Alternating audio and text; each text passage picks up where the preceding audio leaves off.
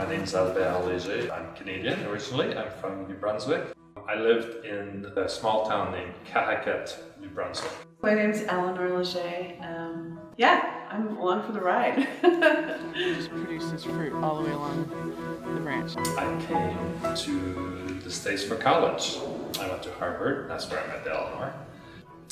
We met on a backpacking trip in the Bigelow Mountain Range of Maine. Yep. The week before freshman week. year. Yeah. He was running up the mountains and dropping his pack in and finding anybody who he could help. And I was like, yeah, help me.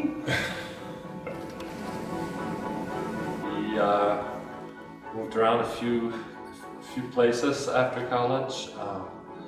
Finally, I got a job teaching high school in New Hampshire.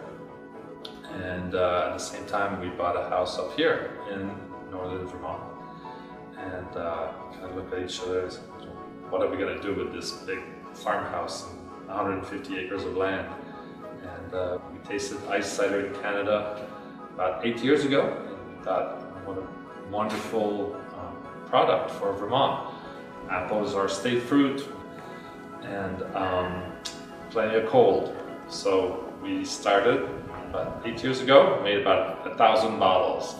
And now this year's production will be about 75,000 bottles.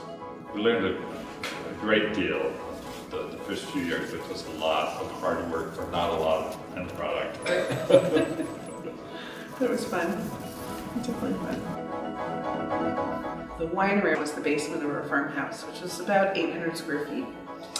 And we were there for six years. Yeah. So the farm we bought was an abandoned dairy farm. We absolutely wanted to have it be a working farm, and we knew we probably weren't going to do animals or vegetables because we don't know anything about them. But we love apples as a fruit. Didn't know much about growing them. We still are learning a lot about growing them. We have 1,000 trees. Yeah, and our tasting room was our kitchen. And so we'd get the call at 10 o'clock on Sunday morning. Oh, we're in the area. We'd love to come up and visit. I'd be like, okay, I have to get dressed. I have to clean the kitchen. But it was really quite amazing that people would find their way a mile up a dead-end dirt road, and they did. So that gave us the idea to really develop this tasting center here in downtown Newport, and you could see we have a lot more space and a lot more well-organized space, so that from a production standpoint, it's been a huge improvement. People talk about Vermont as being the Napa Valley of cheese because we have more cheese producers per capita than any other state, and we have more craft brews per capita than any other state. But we actually have more ice cider producers than any other state without having to say per capita. It's conceivable that we can make the best ice cider in the world, right here in Vermont. We're not trying to do anything that's not totally natural to where we are. So that's exciting.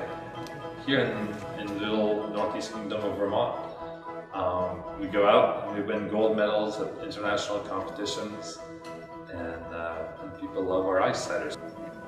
I love it. It just caught my attention when we planted the trees ourselves. I love walking in the orchard and seeing what the trees are doing and thinking about how we take care of them in a way that's sustainable for our environment and our people and where we live.